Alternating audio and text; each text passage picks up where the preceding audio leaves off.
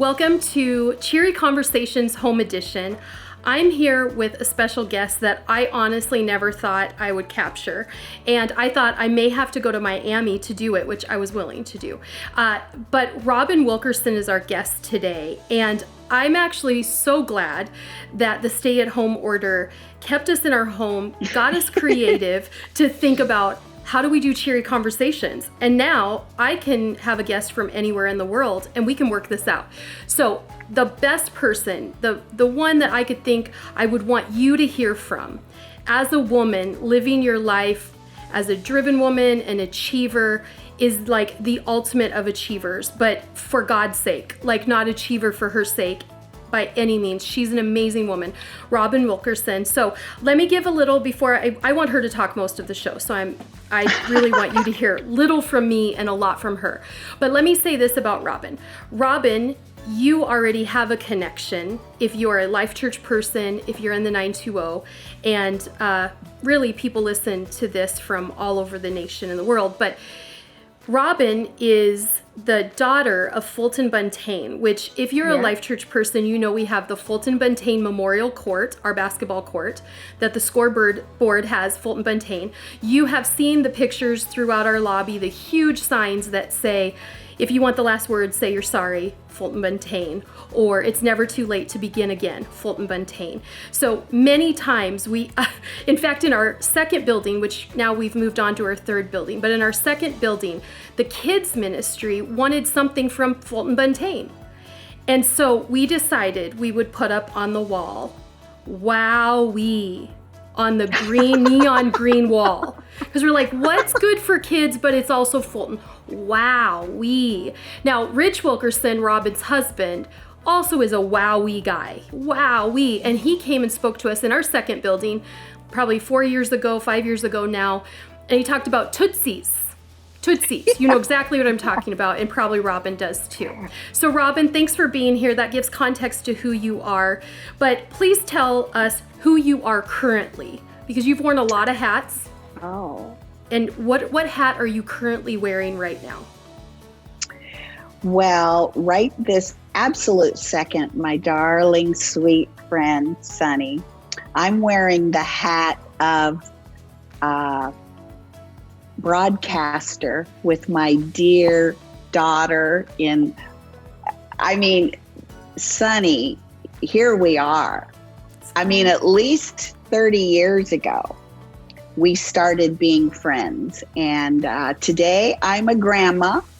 I'm still the executive pastor of my husband's, and we have a church, large church, and we planted churches and we do everything together. So I'm still doing a lot of the same things, but right this absolute minute, I'm wearing the hat that I'd call proud, because I'm so proud of you. Aww. And I'm so proud of your dear husband. And I, like I said, I'm a grandmother. So the truth of life is nothing brings me greater, and the word pleasure, sometimes Christians have a lot of trouble with that word, but the Garden of Eden was actually the Hebrew word Eden is pleasure. So God intends that humans will have pleasure. What's the greatest pleasure? God's presence. And what's the next greatest pleasure? Pouring into other people. Mm-hmm. And you are absolutely making me so proud right now. And I am so grateful for what God has done in your life. And you and your ministry encourages me today, because part of my calling now is coaching. And I do that not always as formally as some others might do it, but I do it wherever God gives me the blessing, the chance where I can help somebody. And so today I'm so blessed and grateful to be your friend and to be able to be here today. So thank you for inviting me. So in true Robyn form, she's going to deflect and defer to others to honor others. We were at your house last month, in February. Thank God we got to Miami before we couldn't travel anywhere. And we were sitting in your backyard and someone came out who was one of the chefs for the night. And Yes. you deflected the whole conversation away from you because we all just wanted Robyn's advice. We wanted to hear from Robyn and hear her wisdom. And they came out and you made them sound like they were the superstar of all of Miami. And they walked away and I thought, that's what I learned that I needed coached by to when someone comes in my presence, that I honor them and I tell everybody around how awesome they are. And then when they walk away, they're going to feel better than when and actually that's one of our values as a church and the Exchange, our businesses, our Exchange brand, is that we would have people feel better after leaving our presence than when they came into our presence. Yes, but yes. you do it best, and you just did it again. So you just deflected and said that you were so proud and have pleasure of our life. So thank you for modeling it. So you're a grandma, and I sure am. Yeah. and I know that that's major to you. You have 4 kids, but you definitely are a mom to way beyond those 4 boys. But do tell us about your 4 boys, because they happen to all be products of amazing people like you and Rich. You're so kind, Sonny. Well, anytime a grandma gets to talk about her family, I mean, you've just made my day, right? And the truth is that they are wonderful kids. And the answer is, I don't know how it happened, but here we go. I got the oldest one. His name is John Robyn Wilkerson.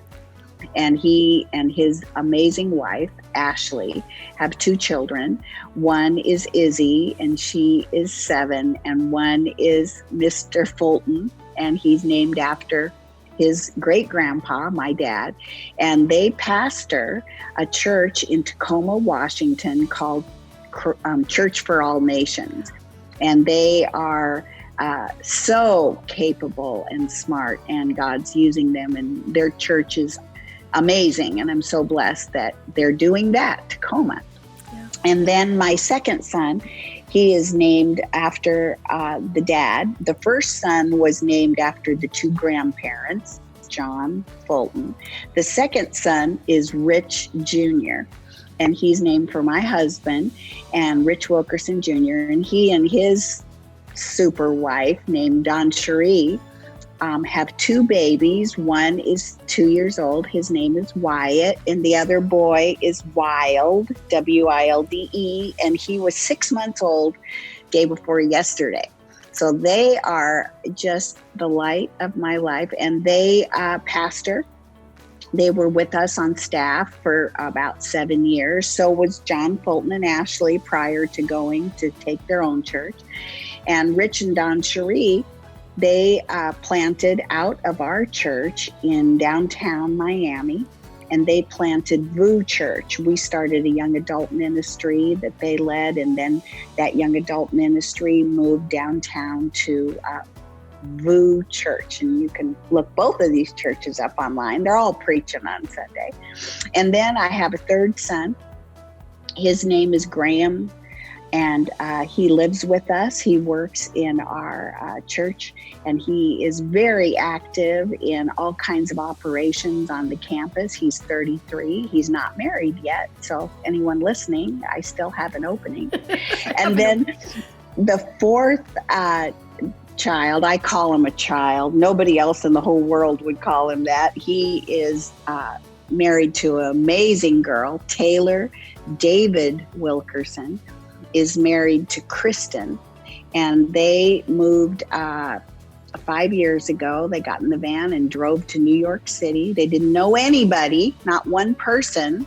They stayed in a Airbnb in a basement in Harlem. And Grandma here was a little bit concerned, but my husband thought it was a great idea, and so did my son. And today they have Nora, and she is 3, and they have Hudson, and he is 9 months. And now all 4 of them are very active, and Kristen and Taylor founded and are pastoring Trinity Harlem in New York City. And they have an amazing church going. And I'm so, again, blessed that they've been able to do that. So those are my 4 sons, and they're all married to Barbie doll, size 0, beautiful preacher machine girls. Right. So what can I tell you? Right. They have the looks and the lungs. They have unbelievable. the ability. Yeah. So I think you can take, mamas need to take a little credit, and you can take some credit for how they turned out, and that they chose good wives. Like, that's huge. Sean and I often say ministry is a lot. It is hard, but you marry right and it's amazing. You marry wrong, I won't say anything more. And it doesn't matter, sometimes we in church life can be a little, in my world, I sometimes am not clear in my language. And as your listeners are listening to me today, I just want to give them a theological clarification. And that is that every believer is a leader. Yeah. The Bible teaches that every believer is a priest. Now, I won't go down that road too far, except to say this, that every work that we do, as I believe it's a gift from God, the Bible teaches that work is a gift, that as you are working, what are you really doing?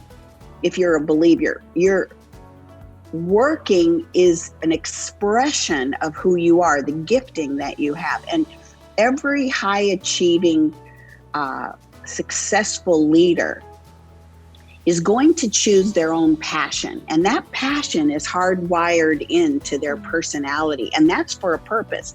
Now, why am I going all the way here? Because your work is your worship.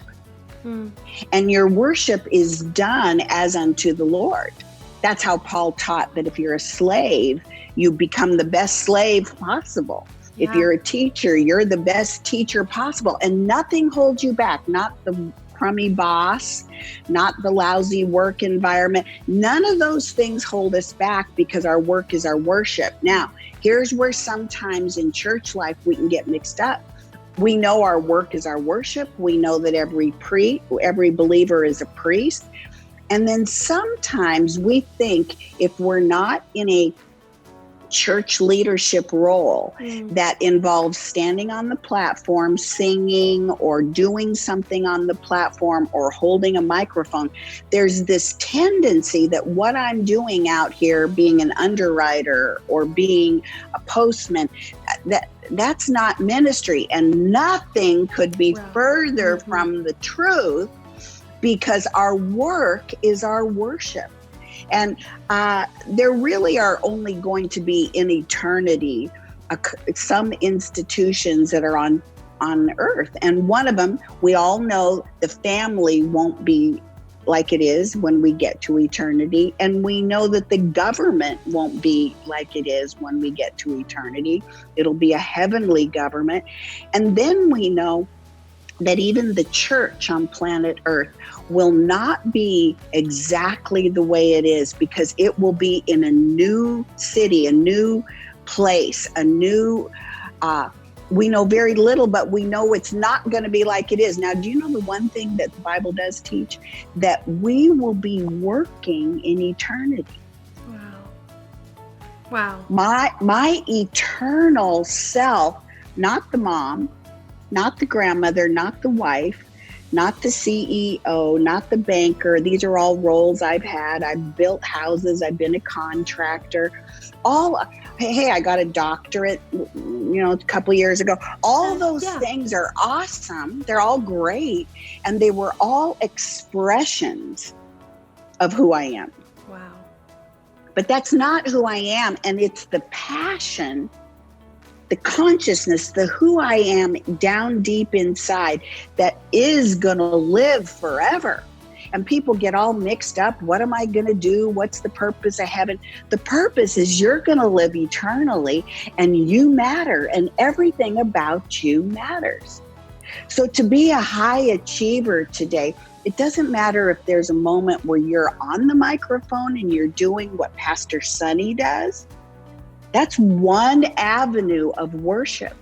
She is professional, so to speak, clergy. That's a whole nother conversation we can talk about. But every believer is a priest and a leader, and we influence someone. So today, if you're diapering a baby, if you're up in the middle of the night taking care of elderly parents, if you're serving lunches in the school auditorium, all of those pursuits are equal if they are done as unto the Lord. And your attitude and how you do your work is your worship that goes with you to eternity. So today, I just encourage you. Okay, so I'm Keep shaking going. my head, not because I don't agree like this. I find myself doing this. I'm just like, come on, Robyn, come on. That's so good. Because I would say our listeners and our viewers, they're struggling to find the balance of, but I'm just at home, but I feel like God's called me to do this, rather than God's called you to be at home. And you said it, diapering your child is work. But if work is worship unto Him, then we're doing exactly what He's called us to do for such a time as this. And I'm actually writing a book. I'm in the process of, and pretty well into it, on debunking balance. Because we're striving for balance. And it's kind of like I learned years ago, just a few years back. You can't multitask.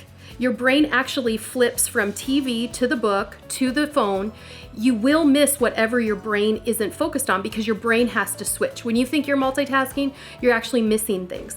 And I think the same thing rings true of balance. When I'm trying to balance work, home, kids, school, all of it, I have to shift. And some weeks I'm better in one area with my kids at home, and some weeks I'm good at work. TD Jake said it. Just don't steal from the same bucket 2 weeks in a row. That's like freeing, and that's the whole point of my book that's coming up. And you said it, like if there's anything that our listeners and our viewers can hear, which they're going to hear a lot more from you, that's going to be like, dang, it's what season you're in and what you're doing. You are worshiping. You are leaders through that work. Killer. So good. So I wasn't going to talk pandemic. However, I think, just out of curiosity, I want to know from you, from your perspective, because you just talked about it, like there will be no government, it won't exist, and the church won't look the same, which the church doesn't look the same right now. So I want to hear from the wisdom of Robyn Wilkerson, who's now a doctor. I mean, let's just do that. Let's just add that to her things. Like, that's her for you. Like, this is unto the Lord. Okay, now I get why you'd want to be a doctor.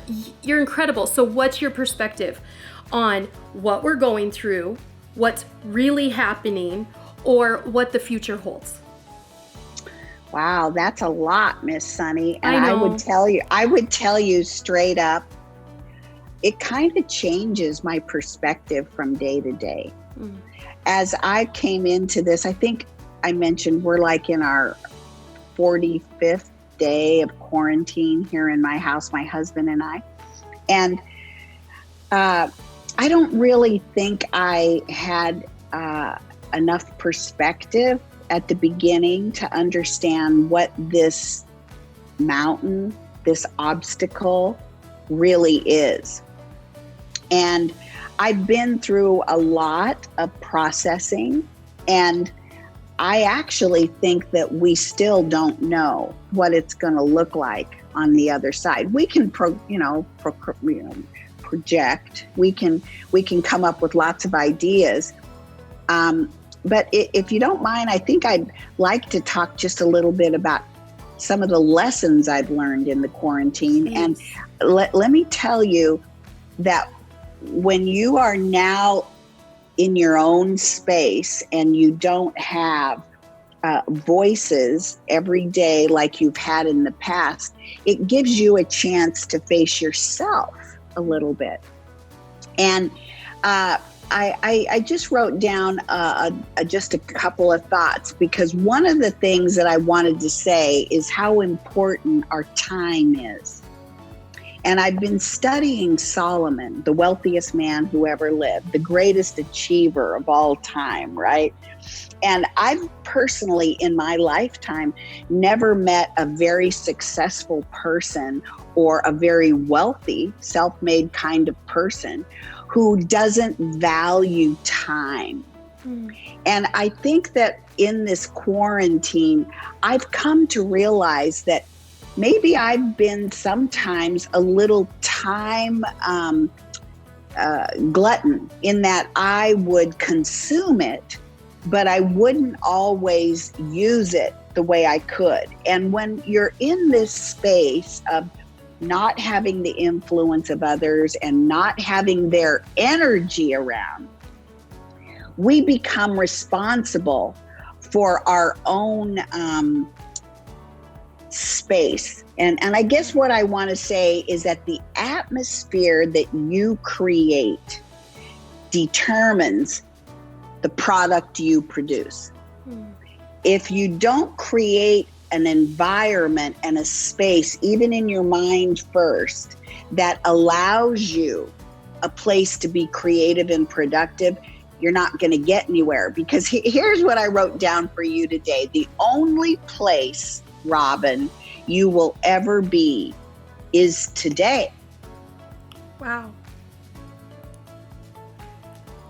I'll always be in now. And the only quarantine that I can grapple with is now. I can't even figure out where I'm going to be next week. I don't even know what the governor's going to do. I don't know what the mayor. I live in a tiny little town. And weeks ago, he put a lock on my front gate there. Sonny's been there. And face masks, police patrols. And I never, ever thought I would be living in this space. I can't go out and get my mail without a face mask. Wow. So how can I possibly get ready for what might be coming in Miami? You know, the idea that we're going to gather again, the church. Well, maybe. Right. So it becomes very important that if I'm going to have an uncommon level of success, if I'm going to be a person who creates, and how do I measure success? I believe that prosperity is our responsibility. It's not like optional. Like people think to themselves, I if I don't want to work that hard. No, I really don't believe that's true. Jesus gave us a parable, and he talked about the man who did very little and the man who had a bigger yield. And he clearly made it his purpose to tell us that the workman, he called him a servant, but that worker in that time, when he buried his potential and had no yield, had no outcome, Jesus went on to talk about how that person, that worker, that servant is who he identified the character as in the parable. He would be cast into outer darkness. You see, work is our worship. And the gift that we're given to leverage, to bring yield, to bring outcome, to produce, the very first ingredient we're given is the most precious thing we've ever had, and that is time. So good. Time. So today, I want to just talk about how to get more productive in your space. And the very first thing I want to say is what I'm learning is I must picture. Now that's where prayer, meditation, quiet time, I strongly urge every listener to prioritize herself, himself enough to know that it's in that quiet time, in that moment of allowing even subconscious to surface through prayer, through the Holy Spirit, that you will get a vision. You say, I don't know what to do. I believe that you don't know maybe the long term, but here's the part that let me give you I'm going to confess. You know what my biggest battle is? It's not that I don't know what to do. I don't know what to do next week. I don't know how to make the mortgage next week, but I do know what to do right now. Right now, I know exactly what I should do next. My battle is I don't want to do it. I know the people I should call. I know the work that I need to do. I even know in my heart when I write down my list, I know what I'm avoiding and what I need to break through. The truth is the Holy Spirit is with you. You're a believer, and He is revealing to you every day and unfolding a vision. No, I don't know what this quarantine is going to look like in a week. I don't know what it's going to look like in 2 weeks. I have 82 full-time employees today. I don't know how that payroll's going to go. Yeah. I don't know how we're going to do it. I don't know that we're ever going to be able to gather the way we did for a very long time. But I know what to do today, and the only place that I will ever live is in today. So 4 things. Number 1, picture what you need to do today. Just picture it. Robyn, we are going to go to break, but I want to go to the next 3 right after the break. One thing I want to say before we move on from that first point about today, I'm doing a study on Revelation. And what you just said parallels what we were promised about the end of days. We're not to know the time or the hour. Just like I've never thought about this quarantine. We don't know the day or the hour it's going to end. And I hate that part. But that's the very thing that I'm being prepared to understand and be able to accept, that only God knows the final day of the Lord. Okay, we're going to go to break. Yes. We're going to come right back. So good, Sonny. I want to hear more about that. Okay. Oh, you're so sweet. Bye-bye. Okay, we'll be right back with more from Robyn. Stay tuned.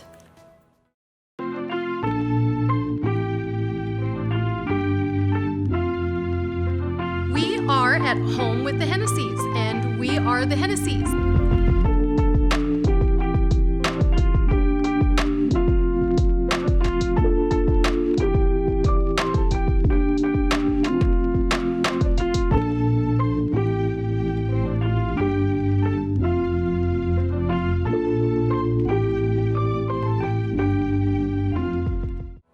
We are back with Dr. Robyn Wilkerson, who has just been dropping truth bombs, theological gold on us. And so we're back to talk about her next 2 points on what she's learning during this stay-at-home time. So Robyn, please move into the next one, because the last one was so good. So if you missed it, you need to go back and watch or listen to that. Well, I'm just so happy to be here. And for listeners that are just joining us, I just want to say that they can do it. This quarantine is not the end. It is maybe not even the middle. I don't know, but it's certainly the place where God knows where you are. And we were talking about some of the lessons that I'm learning in the quarantine. I think this is my 45th day, and I haven't got the numbers exactly. You start to blur all together. And what we were talking about is when you're living in this new space that can feel like a big blur, you have to stop and ask yourself some hard questions. And for me, that's been a time of introspection and a time of self-awareness. And I would just encourage the listeners to not be too afraid. Now, here's what I'm going to say: to face themselves. Being willing to step into that silence of not 10,000 people in a workplace or always being with a team, but instead to be willing. And it really is a mind shift to be willing to say, okay, I'm I'm going to look honestly at where I'm at.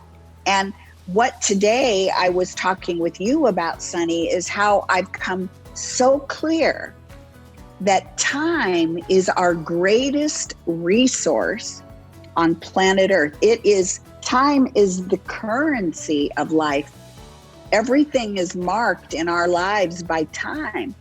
And as I've been rolling through this quarantine that I don't know how much longer it's going to go, I don't know what's going to happen from day to day, I don't know what's going to happen with my business, I don't know all these things, but I do know, and this is the principle I wrote down today for this chat that we were going to have, is that the only place you will ever be is today.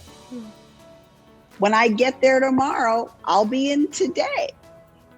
So getting in the now is the only place that I can truly be responsible to steward, right? And so what I've been really thinking about is how to be productive in a space that is so different. And I have to create an atmosphere where I can create something positive, because the atmosphere that I create determines the product that I produce. And that's all there is to it. Yeah. It's in the atmosphere of where I am that something can come through me of quality. So we were talking about ideas that I've learned for myself right here in the quarantine. This is after, I don't know, I'm married 47 years and I've been an employer for at least 45. And these are brand new ideas that I'm actually implementing, right? You've heard that idea. If you want something new, you're going to have to do something different. Yeah.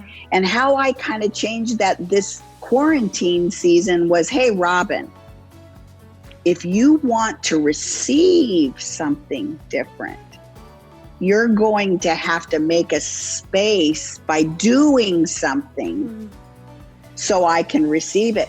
I'm in a needy spot in a quarantine. I need a lot of things in a quarantine that I haven't thought about the same way prior to now. So here it is, 3 keys that will help you stay productive right in the middle of this quarantine. And the first one is to picture and to have a vision of what you want to accomplish.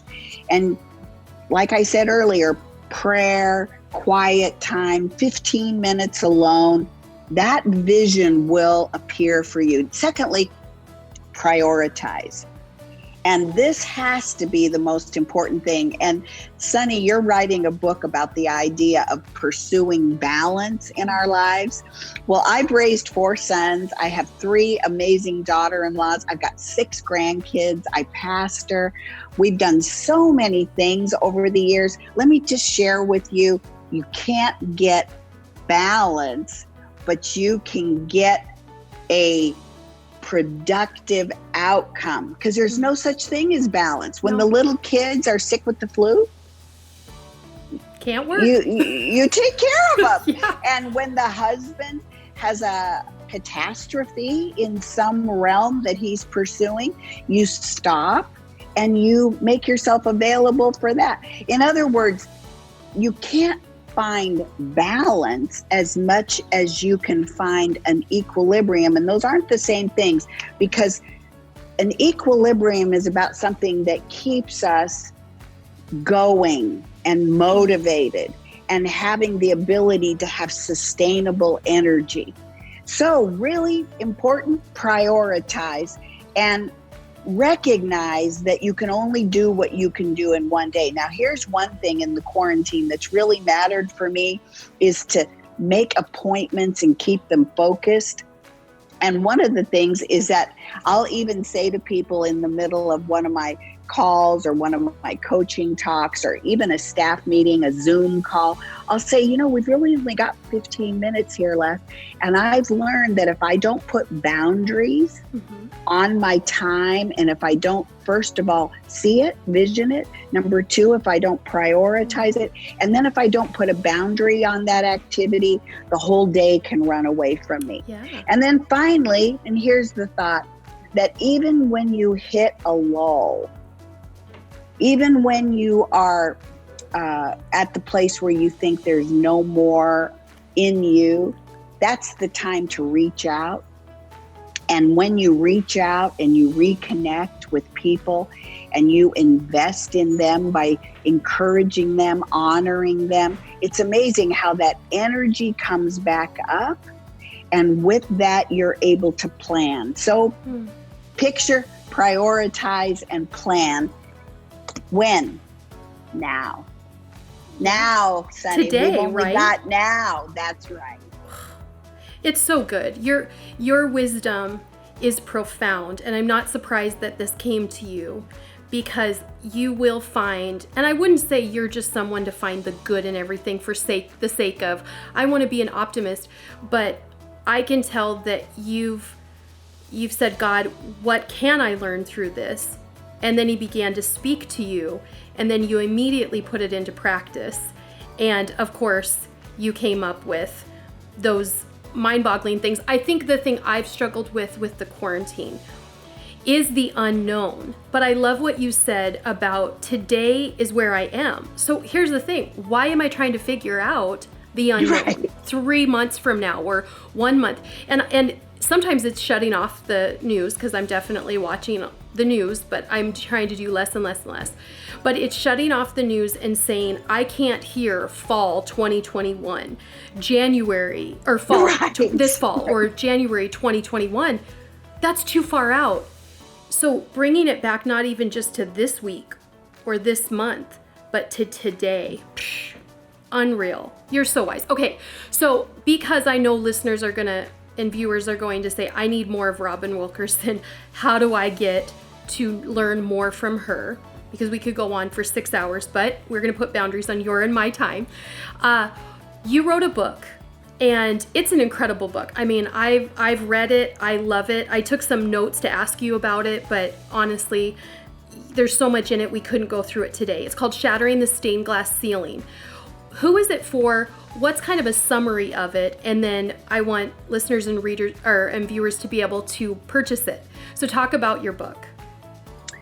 Okay, so my book is actually a coaching strategy, and it's for women leaders, any kind of leader. And like I said in the other broadcast, every believer is a leader. And you say, well, I'm not a leader if you're listening right now. Yes, you are, because we influence others. So our being says that we're going to influence. And the scripture says that if you're a believer, you are a priest, meaning that everything about you is done unto the Lord. And what the coaching strategy is about is it's helping, especially women, learn that there is a way to sustain momentum moving forward.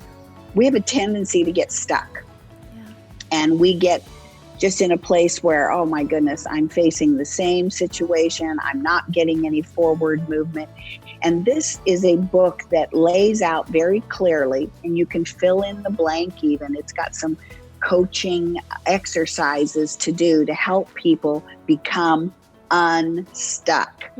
We don't have to be the same. We really can overcome. And people say, does that mean I shouldn't be myself? Exactly the opposite. You want to be the best version of you, not like anybody else, not like Pastor Sonny, not like Robyn. You want to be God's best. Why? Because you're going to spend eternity with him. You're going to live forever. And you've been given the resource of you and today. So good. And those two things are the gift that God gave us, that we would multiply it. Remember, every healthy thing is growing. Yeah. And so I know that every listener who's tuned in today to you, Pastor, they are committed to growing. Yeah. Because your ministry is about helping people break the inertia, get unstuck, and get to that next, well, get up that mountain if they need to. Yeah. And this is a time where we would say, I feel stuck. So many people would say that. So everything you just said, I think, is helping us to become unstuck. But yes, your book could have been titled that, Unstuck, although I really love the title, the book cover. And so people can go to your website to get it, robynwilkerson.com. And Robyn is with a Y. And we'll have that here for you. You'll see that in the podcast notes and the YouTube. So we want you to get that book because it really is awesome. And Robyn, what I would say about you is that you are such a honorer of people. And I hope that you're honored as much as you honor people. And sometimes we think about honoring people and we're like, well, yes, you honor people who are your seniors, or you know, we think in context of our age or position. Of course, I honor the CEO, or I honor the pastor and the first lady, and we get in that mindset. But what I've seen you and Rich do is honor people at all levels. Those beneath, meaning those who work for you, those who serve you, those who volunteer, those who just come in your space. And because of that, I hope and pray that you feel as honored by those who look up to you guys as you deserve. Thank you, because dear. you really Thank deserve honor. And thank you for breathing wisdom into so many people. I'm sure many people will share all of this wisdom. They'll be like, I need to not keep this to myself. This is good stuff. So thank you. Thanks for breathing into me today. Thank you.